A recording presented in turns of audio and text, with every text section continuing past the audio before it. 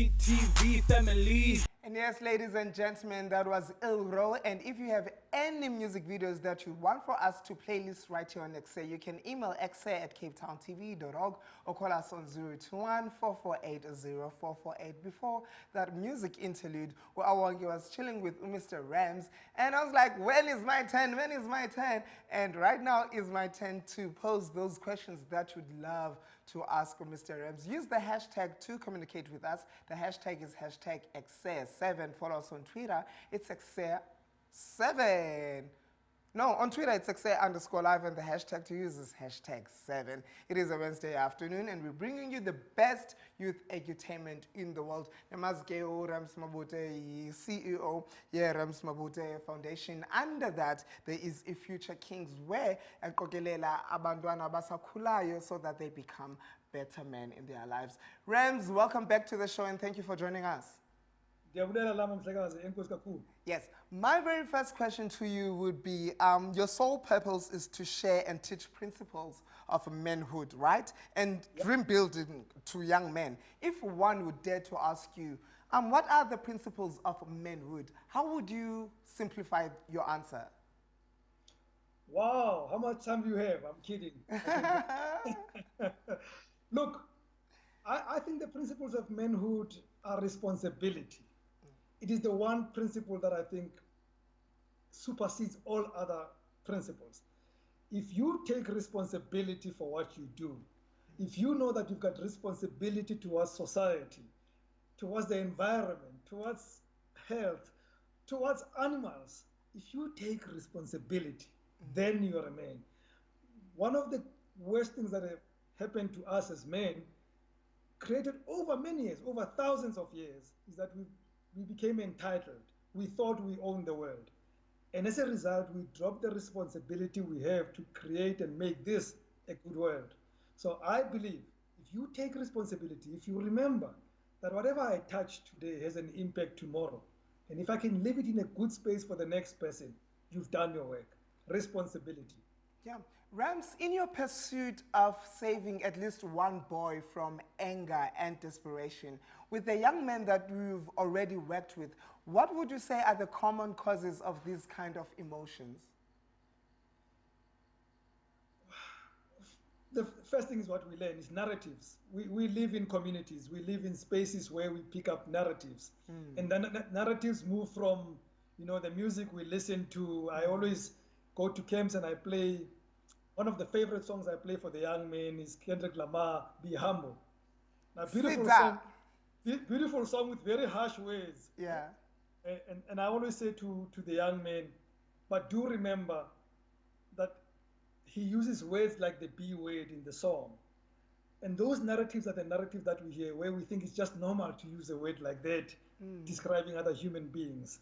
So our first problem as human beings is what we pick up every day, and we think that's how things should be. When you go into class and it's so normal for boys to pet a young girl's behind or to touch her on her breast, and we laugh about it because we think that's normal. So our problems are the narratives before anything else happens. And the second thing that becomes a problem for young men is that they then have no contact with those that they look up to. All they see is social media. They see us in our pictures, in our beautiful cars on Instagram, and they think that's what life really is about. I always say, I wish a young man could spend a bit of time with DJ Spoo and find out how there was a period of his life when he could not buy bread, but never gave up. Because the story there is different. Then you get to hear the story of never giving up. You don't just see the end of the story where you see a big house and a big car. So we need to change the stories. We need to tell them different stories of hard work that goes into manhood. Manhood is not a standalone. It's just a result of the work that we put in long before it happens.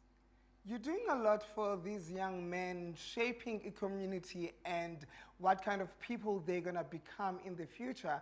And we want them to be future kings. And you're shaping those lives to become something positive instead of negativity. You're doing a lot for them. But the kind of work, I'm interested, what does it do for you? Lo msebenzi wenzayo for other people. Well, in a strange way, they say, as the teacher teaches, so he learns. I become a better man in the process myself. Is it? Let me tell you this, Lama, and I always tell this to people that I was not born this virtuous. I'm sure I was that young man at school that touched girls' breasts, that that threw mirrors under the desk to watch to check their underwear. That I'm sure I did. Okay, slow down with the confessions now. I grew up in that background. I'm sure I did some of the worst things in life. So when I took on this path, after realizing that there is a purpose to make this a better place, and this is the space where I can play. Yes. As I go through this program every day of my life, even I become more conscious of small things, like when somebody gives me a cup of coffee, to consciously look them in the eye and say thank you. The things that we take for granted. So I become a better person because I teach these young men to stand up when I walk in the room, to tuck in when I come into the room. So I then cannot come in untucked.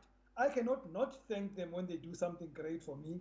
I cannot shake their hand firmly and look them in the eye when they shake my. I have to do those things that I teach them to do. Yeah. So trust me, as I try to make these future kings, I'm becoming a great king myself. Yeah. I understand that you host youth camps and school talks and a lot. What happens there really? Well, in the school talks is blah blah blah, but it's a great blah blah blah. You know, my topic is the same as our hashtag. I go to school talks and the topic is be that guy. And really all we talk about there, I teach young men to be, listen to me carefully, I teach them to be idiots. And I'll tell you what I mean by that. Yeah. We were all brought up to say, you are a smarter guy, clever when you smoke a cigarette, when you drink, when you put your pants below your bum, when you come late at school, when you mistreat women. I say to them, now let's turn things around. If that means being clever, I'm going to ask you to be stupid and be a different guy.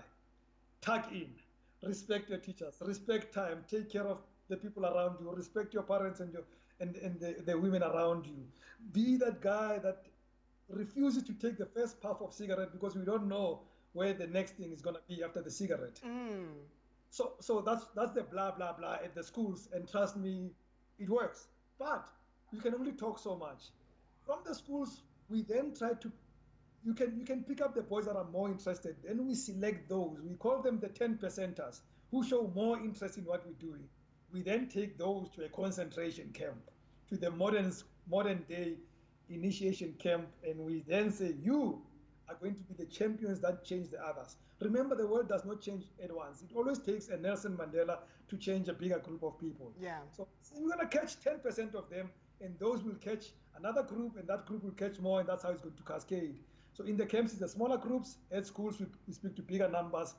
And even in the schools, we may not pick you up, but I still believe that there is a young man who one day, 20 years from now, will be in a corporate boardroom and say, you know, at my school, a guy called Rams came and said 1, 2, 3, and that changed my life on that day.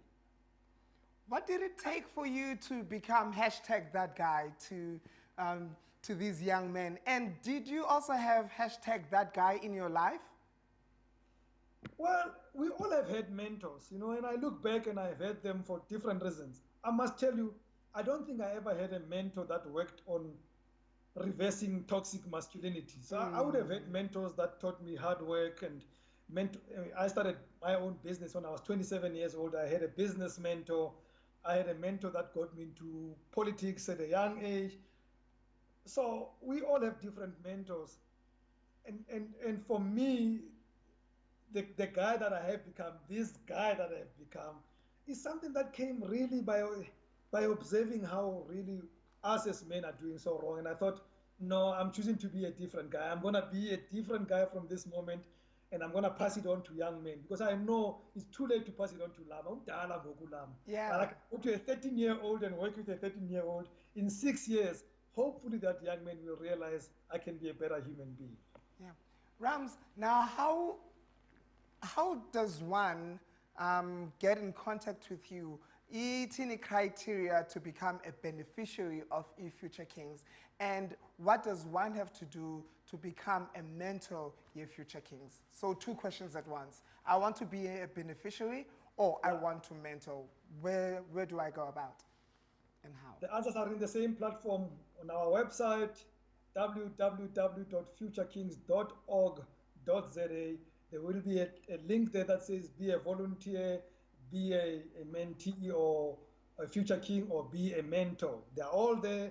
Mentors also get taken to camp because mentors cannot come. I thought Llama to be a mentor when Llama is not that guy. So Yeah. Llama has to be taught to be that guy himself before he mentors the other young people. So we take mentors to camp, we train them to become mentors, we then send them into the field as our disciples to go and change the world.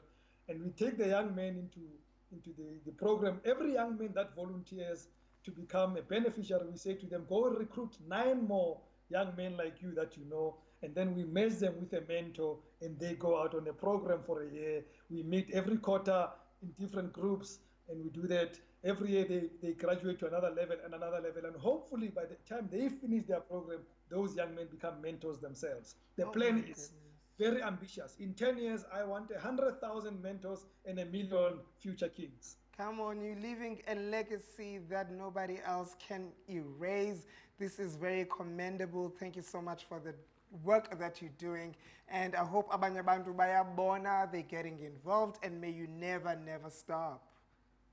Enkosi kakhulu, and I must say thank you very much to EKSE, Cape Town TV. You guys, you do not know, we can't all be on the field. Your program, your platform already adds to the work that we do. So please continue what you're doing. I truly am appreciative of your work. Thank you so much. You take good care of other people. Now let me take care of you with one question. How is the lockdown treating you? I don't even feel it. You see, I always work remotely. So the only thing that I feel is that I'm no longer in contact with the young men for a while now, for 54 days. Our camps are on standby, but at a personal level, life goes on. Yeah, life goes on. Thank you so much for chatting with us. Have a very good afternoon. It's time for us to say goodbye to Urems. And thank you guys for tuning in to EKSE. After the break, there's full of vlogs. We also have great music videos. You do not want to miss anything. Ukumbule to be #thatguy. Hop onto our social media platforms. We'll give you information about Mr. Rams Mabote and how you can get involved. After the break, there's more of EKSE. Do not go anywhere.